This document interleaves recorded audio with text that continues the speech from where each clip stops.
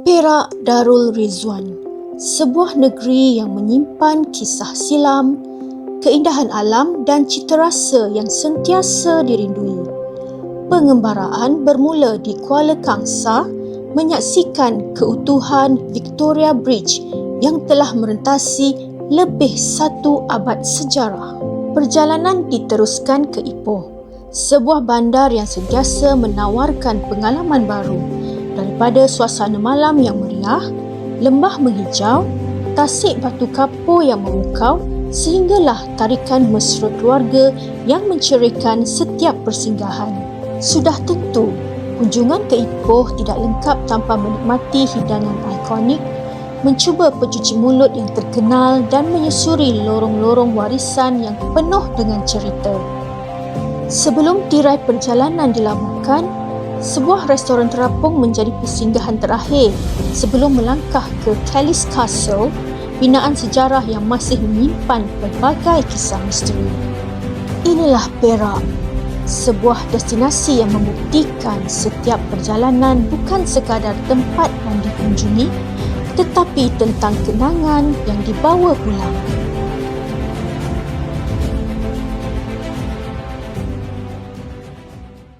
Selepas menikmati suasana nyaman di puncak Gunung Jerai, tibalah masanya untuk meneruskan perjalanan ke destinasi seterusnya, iaitu Taiping.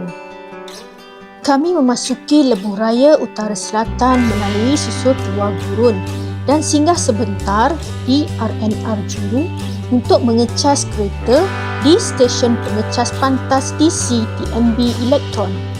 Sambil kereta dicas, kami mengambil ruang berehat seketika sebelum menyambung perjalanan.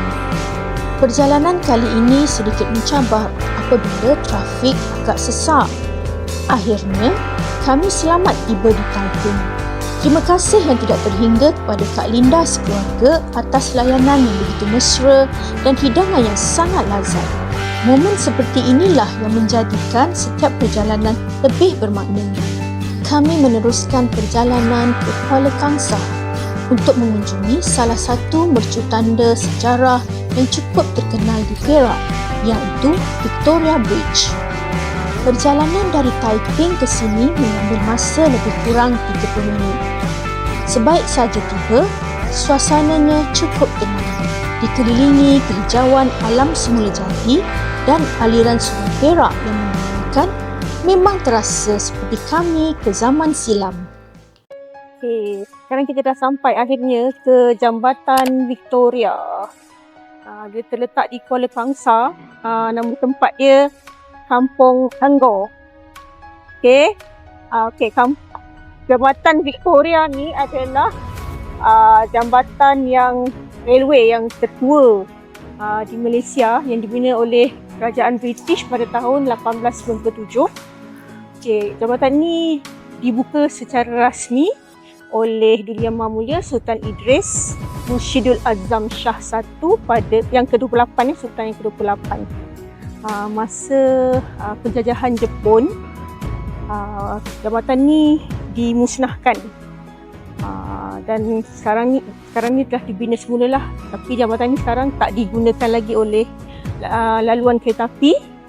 So dia jadi tempat tumpuan pelancong lah. Victoria Bridge merupakan jambatan kereta api tertua yang masih wujud di Malaysia. Jambatan ini mula dibina pada tahun 1897 dan siap pada tahun 19,000 sempena sambutan Jubli Intan pemerintahan Ratu Victoria.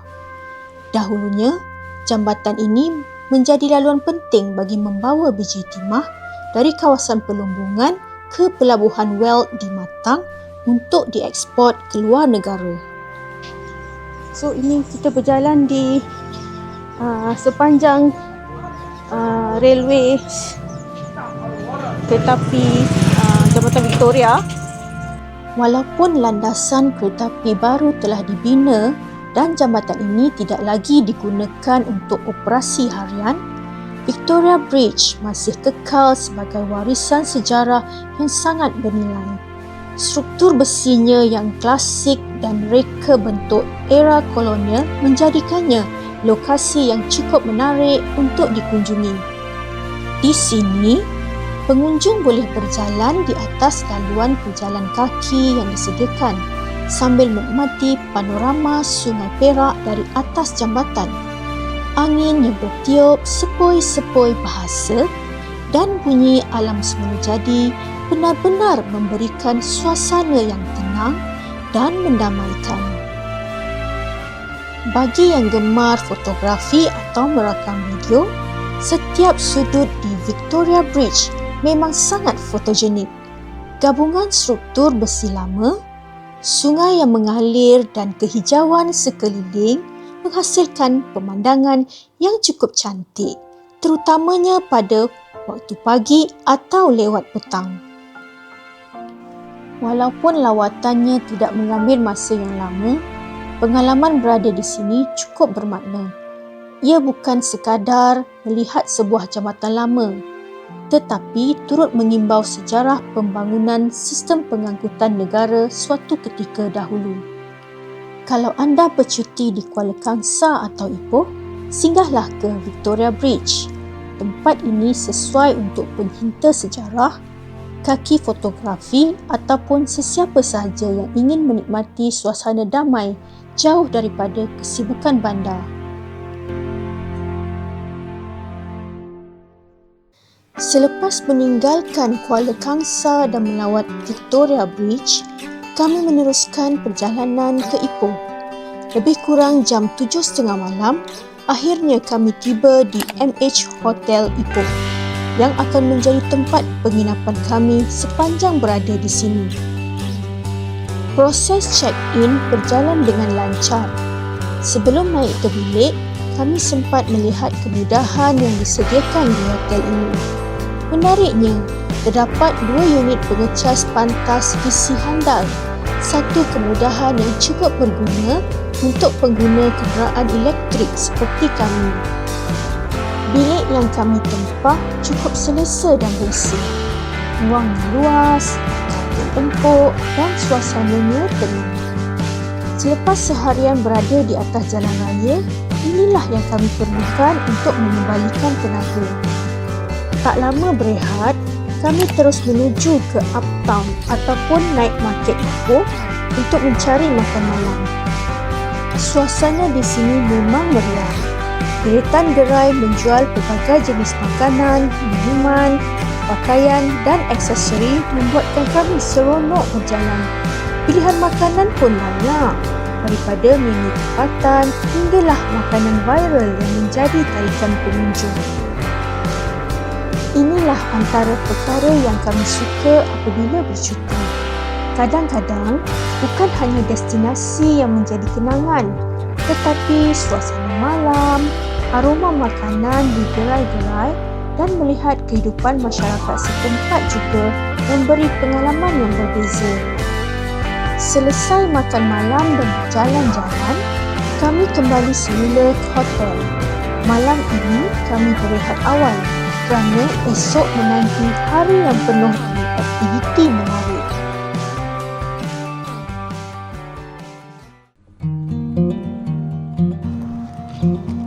Okay guys, selamat pagi. Assalamualaikum. Hari ni kita nak gerak ke Tasik Cermin. Sebelum tu kita nak sarapan di Ken Long Valley area. See you there. Hari kedua di Ipoh, seawal jam 7.30 pagi, kami terus menuju ke destinasi pertama pada hari ini, iaitu Ken Long Valley. Dari hotel, perjalanan mengambil masa lebih kurang 20 minit sahaja. Sebelum memulakan aktiviti, kami mengisi perut terlebih dahulu di Ken Long Valley Cafe yang terletak di tengah-tengah kawasan ini. Suasananya cukup mendamaikan, dikelilingi bukit batu kapur yang menghijau, udara pagi yang segar dan bunyi alam semula jadi memang memberikan ketenangan. Memang satu permulaan yang cukup baik untuk hari kedua kami di Ipoh. Oh, kurang macam tu. Hai guys, saya order wonton dengan sup. Wonton tradisional dengan sup ni yang saya makan. Abang makan apa bang? Mama kari noodle soup. Abang makan mama kari noodle soup. Yang tu? Ni apa? Steam bread kaya and butter. Yang ni dry, wonton dry kan?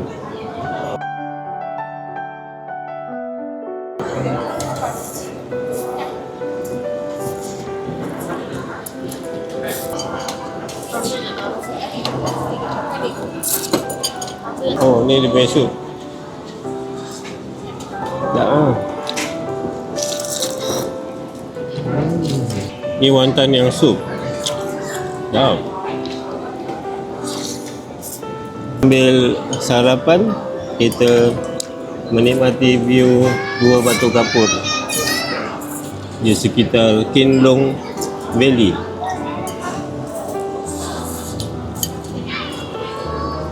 Ini saya nak rasa white coffee.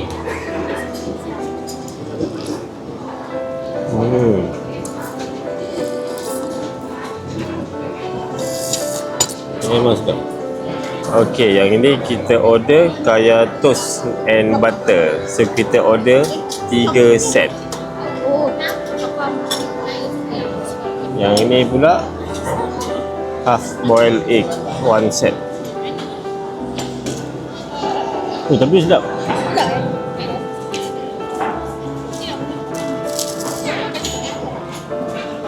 Setelah saya merasai sarapan di Kin Long Valley ni, saya recommend lah kepada semua yang datang ke Ipoh untuk singgah di Kin Long Valley untuk mencuba sarapan di sini. White coffee dan juga roti toast dia, wonton dan banyak lagi menu lah. So dia punya kopi dia seakan oriental kopi. Dia pekat tengok dia punya roti ni dia macam landasan kereta api tau. Dia susun dia punya butter dia. So memang cantik dan sedap guys. Ni kaya butter toast.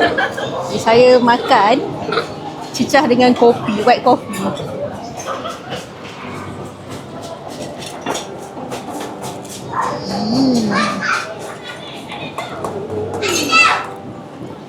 Sedap.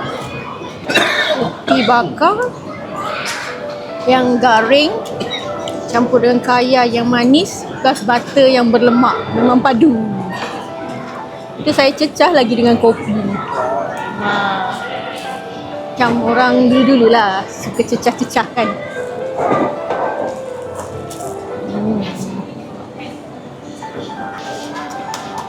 Abang Jaya ada kosong.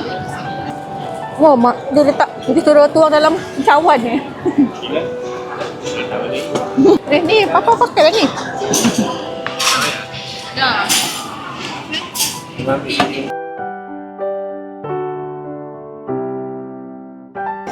Ni saya nak minum dia punya telur half boiled egg.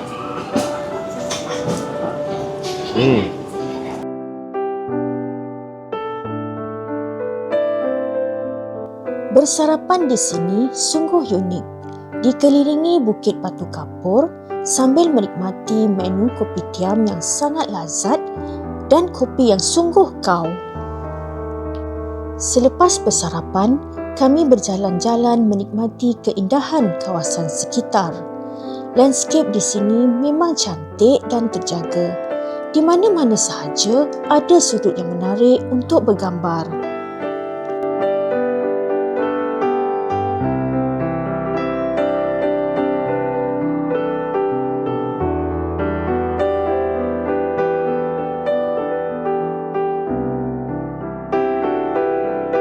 Siapa sangka di sebalik kawasan Kuari Batu Kapur ini tersembunyi sebuah destinasi pelancongan yang begitu indah.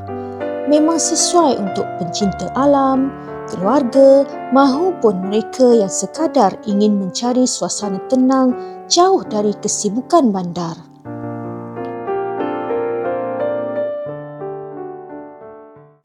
Destinasi yang paling kami nantikan sudah semestinya Hidden World Tasik Cermin 2 Okay guys, sekarang kita berada di Tasik Cermin 2 untuk Hidden World. Tiket untuk dewasa RM25 dan kanak-kanak RM18. So daripada tiket ni nanti dia akan panggil nama lah. Based on nama. Kita sedang tunggu giliran lah. Oh tengok kan. Orang yang naik ni dia tu yang orang baru balik lah. So, nanti kita akan pakai live base macam ni.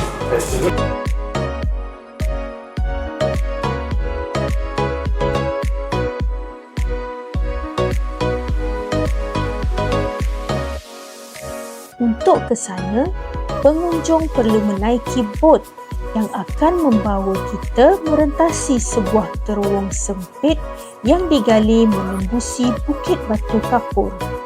Dari luar memang tak nampak apa yang menanti di sebaliknya. Sebab itulah tempat ini diberikan nama Hidden World. Nampak tak? Tak nampak apa, lampu tak ada. Sebaik saja bot keluar dari terowong, kami terus disajikan dengan pemandangan yang sangat memukau. Air tasiknya yang begitu tenang sehingga memantulkan bayangan Bukit Batu Kapur sebagai sebuah cermin gegasi. Pemandangan ini sukar digambarkan dengan kata-kata. Lebih cantik apabila melihatnya sendiri di depan mata.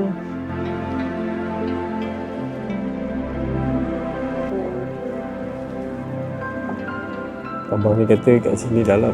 Dia punya tasik. Berapa meter bang? Berapa meter?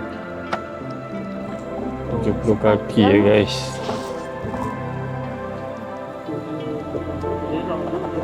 Nampak. Tu apa? Tu apa? Biji besi. Oh tu besi lah. Biji besi. Oh tu yang kilat-kilat tu. Biji besi. Kelawar bukan kat dalam ke? Dalam tu. Oh dalam ni? Oh dalam ni. Ayo.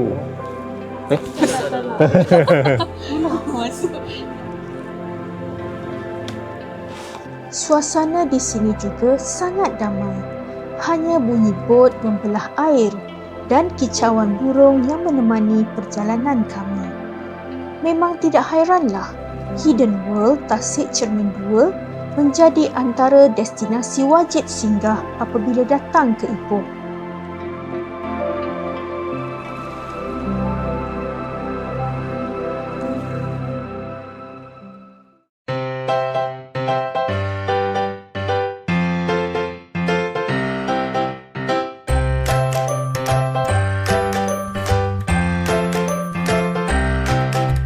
Kita orang nak bergerak ke Tasik Cermin 1. Selesai menaiki bot, kami singgah pula ke petting zoo yang terletak di kawasan Tasik Cermin.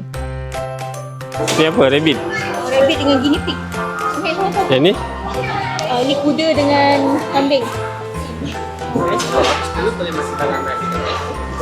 Walaupun kawasannya tidak begitu besar, tempat ini cukup menyeronokkan terutama bagi yang datang bersama anak-anak. Di sini terdapat pelbagai haiwan jinak seperti kuda, kambing, arnab dan guinea pig yang boleh dilihat dari dekat. Pengunjung juga berpeluang memberi makan kepada haiwan-haiwan ini sambil berinteraksi secara lebih dekat. Melihat gelagat anak-anak yang begitu teruja bermain dengan haiwan-haiwan di sini memang menjadi antara momen paling bermakna sepanjang lawatan kami. Oh, dia nama dia Mama. Ni? Nama dia Mama. Nama dia Milo. Dekat. Ini apa? Rabbit? Guinea pig. Wow, comel lah yang ni. Miau. Bunny. Macam kucing. Sini.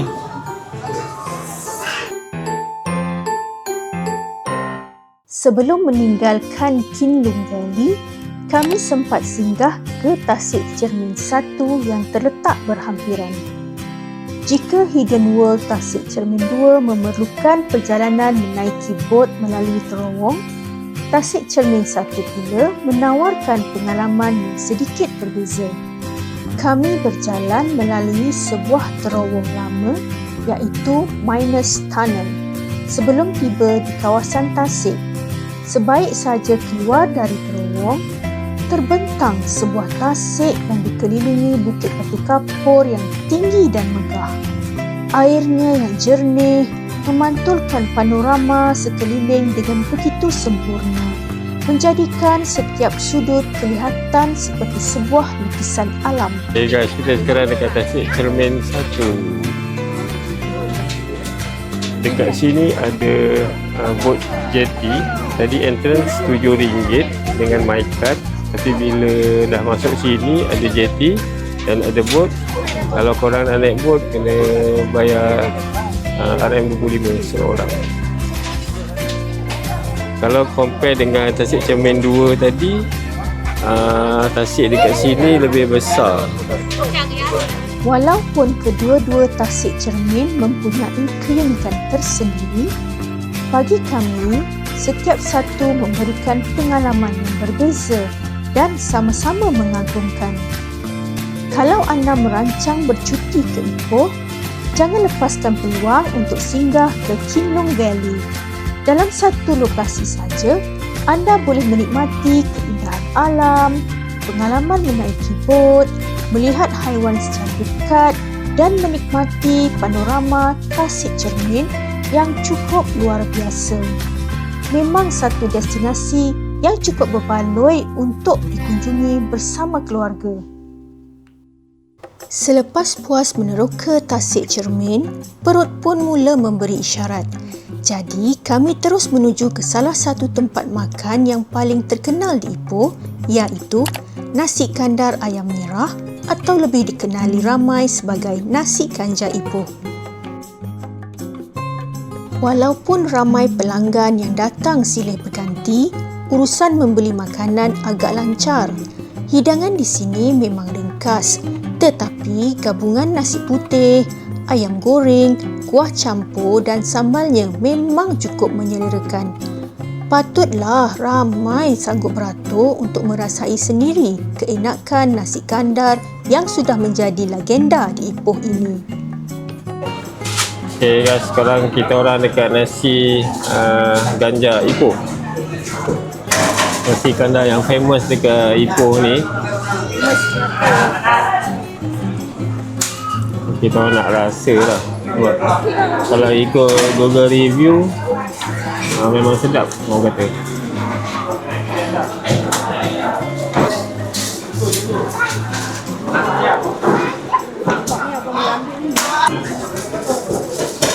Ini dia punya apa? Dia punya rempah lah.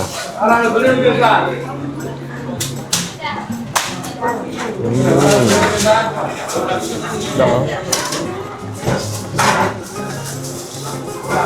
Ini dia punya rempah dia. Telur saya minta tadi. Ayam. Ini kira ayam besar lah. Ayam quarter.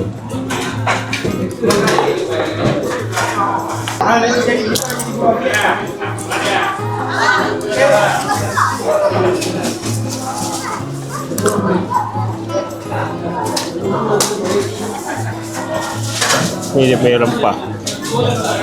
Rempah dia. Ayam. Telur. Ini wifi ya.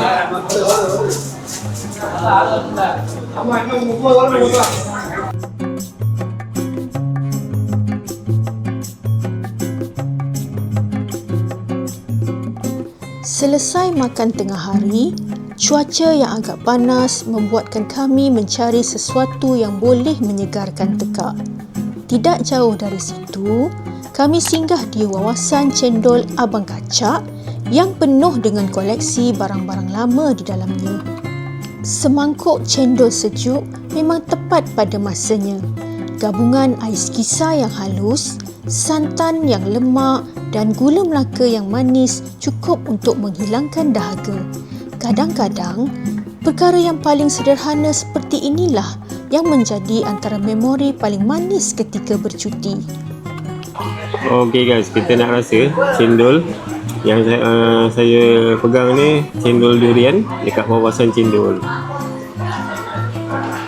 So dia sebelah je dengan kedai nasi ganjar Ipoh tu. So kalau tengok tadi ramai customer dia bawa makanan daripada luar, maknanya dia bungkus makanan daripada nasi ganjar Ipoh dia makan dekat dalam kedai ni. So owner kedai dia benarkan pelanggan dia bawa makanan luar. Sebab kedai ni dia jual cendol sahaja. So nak rasa dia punya cendol.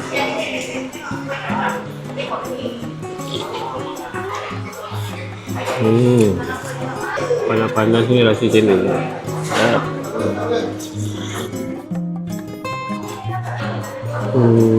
Dia macam cendol biasa, tapi dia macam lebih lemak dia. Lemak-lemak dia. Tak pasti dia pakai santan apa. Ni lain macam lah, lebih lemak dia ni. Tak sama dengan cendol yang biasa kita rasa. Menarik juga tempat makan dekat Ipoh ni.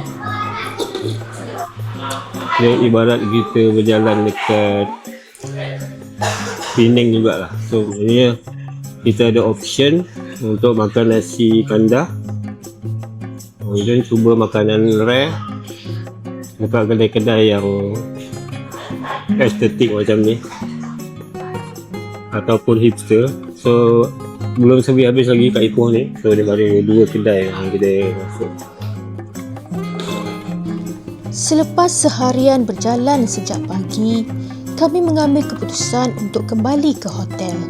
Kesempatan ini kami gunakan untuk berehat seketika, menunaikan solat dan mengumpul semula tenaga sebelum menyambung aktiviti pada waktu petang. Menjelang lewat petang, kami menuju ke kawasan Concubine Lane, antara lokasi yang paling popular apabila berkunjung ke Ipoh. Lorong warisan ini dipenuhi deretan kedai lama yang kini dihidupkan semula dengan pelbagai kafe, kedai cenderamata, makanan jalanan dan butik-butik kecil yang menarik. Walaupun pengunjung agak ramai, suasana di sini tetap menyeronokkan.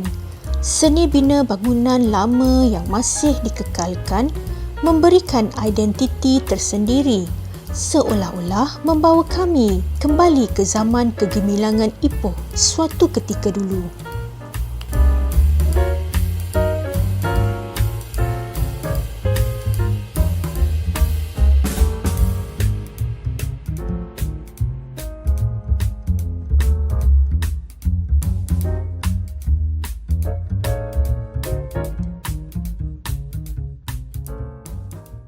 Sedang berjalan-jalan, kami ternampak sebuah kafe yang cukup unik, Platform Coffee and Brew Cafe. Sebaik melangkah masuk, suasananya terus mengingatkan kami kepada dunia Harry Potter. Dekorasi, hiasan dalaman dan konsep kafenya memang memberi aura seakan-akan berada di Hogwarts. Sudah tentu kami tidak melepaskan peluang mencuba menu yang sinonim dengan dunia sihir itu, iaitu Butterbeer. Rasanya terus mengimbau kenangan ketika menikmati minuman yang sama di Universal Studio Japan sebelum ini. Walaupun versinya berbeza, pengalaman menikmati Butterbeer dalam suasana bertemakan Harry Potter tetap memberikan pengalaman yang cukup menyeronokkan. Okey, ini adalah buttercream soda float. Dia macam, rasanya macam butterbeer lah yang kita minum dekat Harry Potter USJ tu. Dia sama kot, nanti meh kita rasa. Dia tadi. Meh. Nak buat mustache. Macam kaya je. Dia punya rasa je lebih kurang macam yang dekat USJ tu.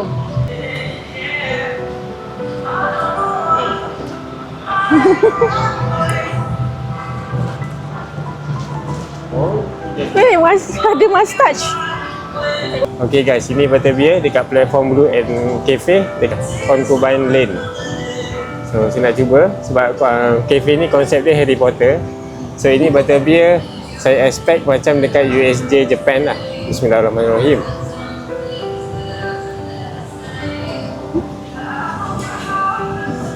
Macam Butterbeer. Sedap. Menyegarkan. Panas-panas ni memang sesuai. Dekat kedai ni pukul 6 dan dia punya pintu dah ditutup sekarang. So kita customer yang last tau. 6.30 dia tutup. Yo, minum. Korang boleh cuba lepas ni datang ke kedai ini ya.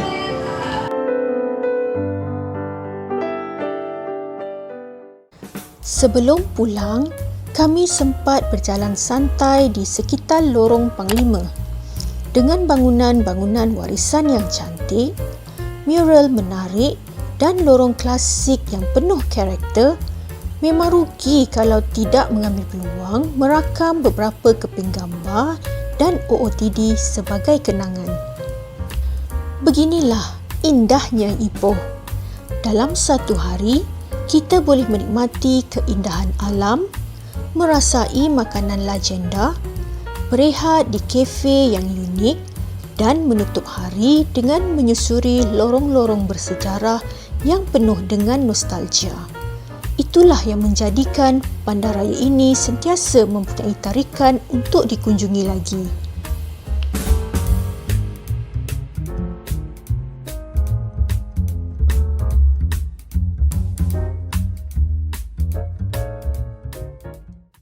Hari terakhir kami di bumi Perak. Cepat betul masa berlalu. Rasanya macam baru semalam kami sampai di Ipoh. Tapi hari ini dah tiba masanya untuk pulang.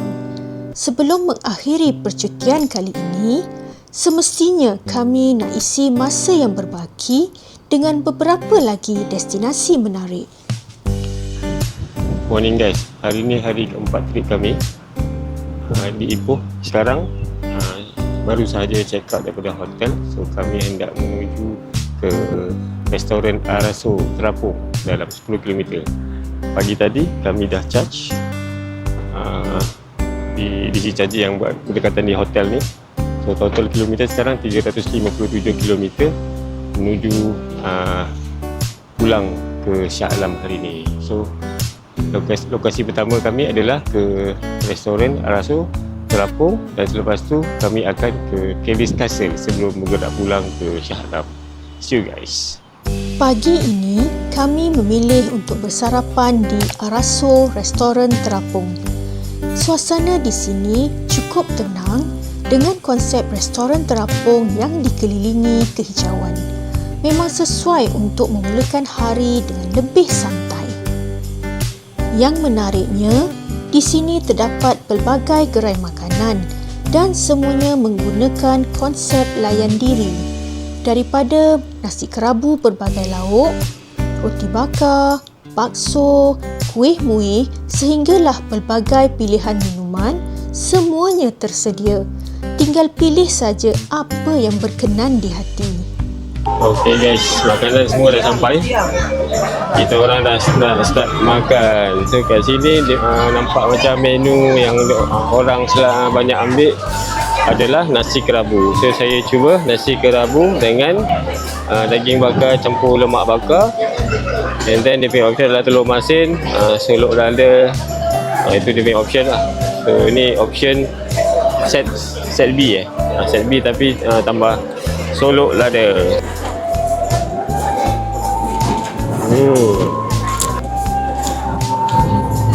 Restoran Terapung.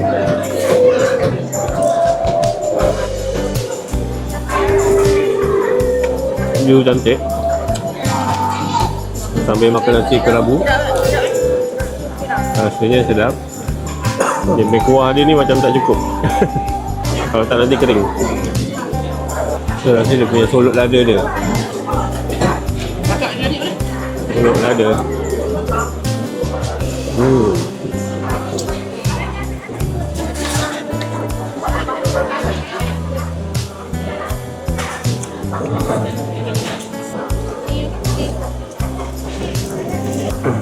Daging bakar dia campur dengan lemak bakar, memang well blend dengan dia punya kuah nasi kerabu campur nasi dan makan. Daging dia lembut. Hari ni hari Minggu, ramai orang datang di restoran Terapung. Saya ingat tempat ni popular dekat Ipoh. Majoriti yang datang ni kaum Melayu lah. Cuma duduk dekat atas platform ni dia macam bergoyang sikit. So seeloknya makan nasi kerabu dia dengan tangan. Oh, rasa nikmat dia. Sambil menikmati sarapan, kami mengambil peluang menikmati suasana pagi yang nyaman.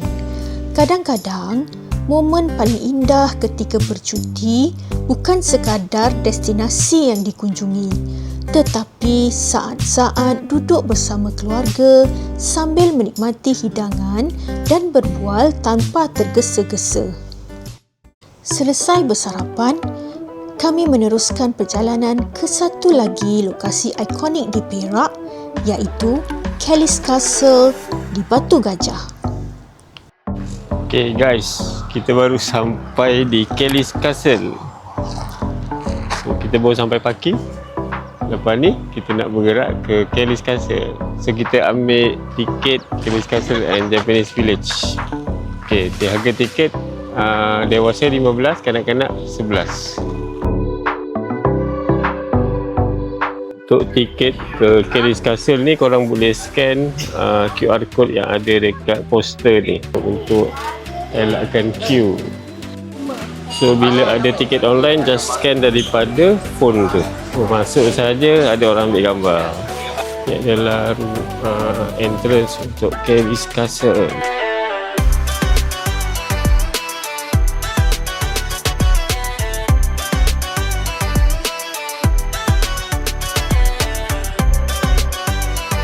Okay, sekarang kita naik bagi untuk pusing-pusing area Kelly's Castle. Yang ini, ride ni adalah free sahaja dengan entrance tiket yang kita beli tadi.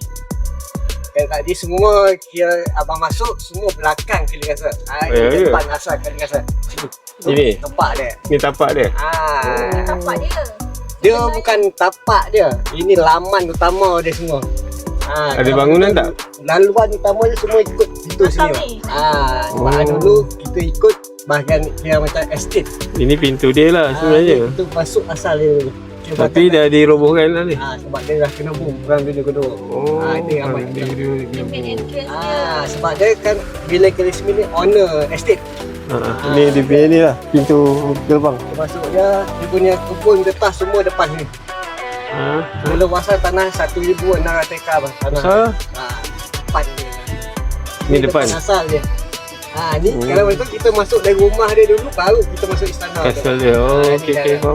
Maknanya yang rangka ni adalah dia punya rumah dia. Ni lah rumah dia Kelly's ni asal. Okey. Yang belakang ni pula istana Kelly's yang tak sempat siap. Itu belakang dia.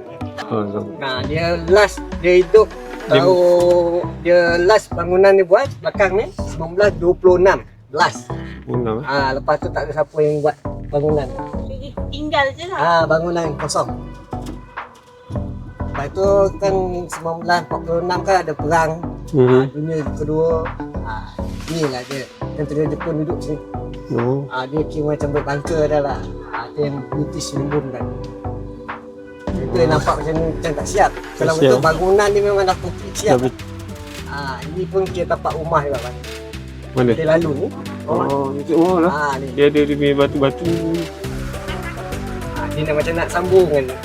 Tapi kalau pada tu original dia nak sambung sampai ke reservoir yang asal.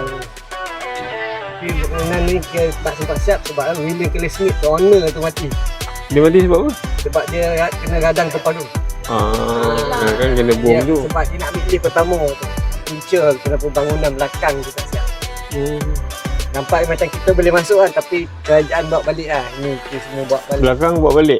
Yang depannya kita betul-betul jaga. Ini betul original lah ni? Original depannya. Tak pernah buat, tak pernah usik. Bangunan bersejarah ini dibina lebih 100 tahun dahulu oleh seorang peladang berbangsa Scotland bernama William Kelly Smith. Walaupun pembinaannya tidak pernah siap sepenuhnya, Kelly's Castle masih berdiri megah sehingga hari ini dan menjadi antara tarikan pelancongan paling popular di negeri Perak.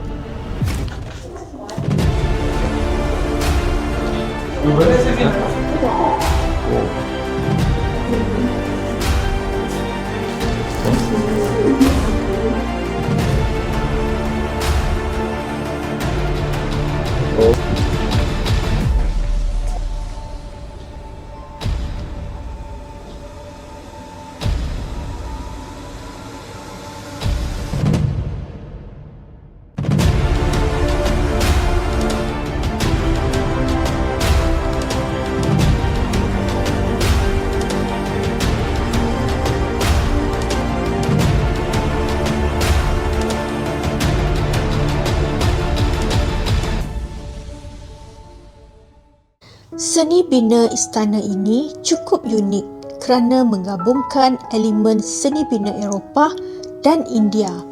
Setiap sudut mempunyai cerita tersendiri, menjadikan lawatan ke sini bukan sekadar bergambar, malah memberi peluang untuk mengenali sedikit sejarah yang pernah berlaku di tanah ini. Kami meluangkan sedikit masa berjalan di sekitar kawasan istana, menikmati keunikan binaannya dan merakam beberapa kenangan terakhir sebelum memulakan perjalanan pulang. So dekat sini adalah ruangan lift yang dia plan untuk buat tu. Tapi tak siap.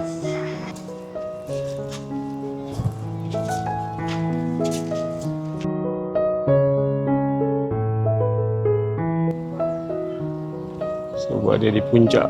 Sekarang kita berada di puncak yang paling atas di Kelly's Castle. Oh, tak. Dekat belakang tu lagi tinggi. Dekat belakang tu lagi tinggi.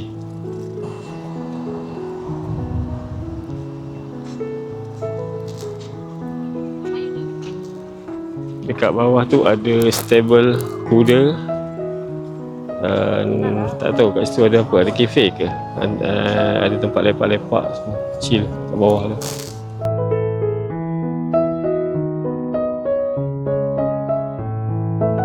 Sekarang kita nak naik ke puncak paling tinggi.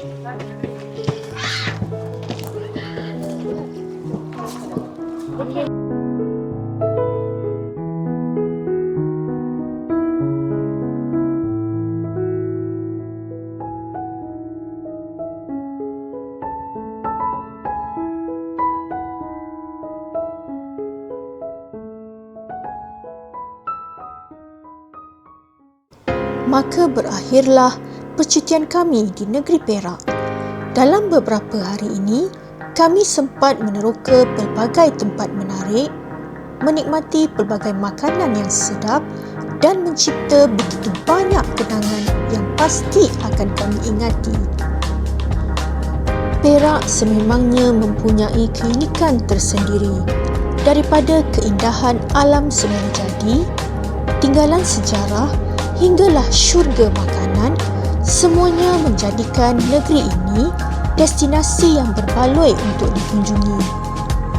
Terima kasih kerana sudi menemani kami sepanjang siri jelajah Perak ini. Jika anda seronok mengikuti perjalanan kami, jangan lupa tekan butang like, tinggalkan komen tentang destinasi mana yang paling menarik perhatian anda dan subscribe Faizal Haini & Co supaya anda tidak terlepas pengemaraan kami yang seterusnya. Jumpa lagi dalam travel vlog akan datang. Assalamualaikum dan selamat tinggal Perak. Semoga kita bertemu lagi suatu hari nanti.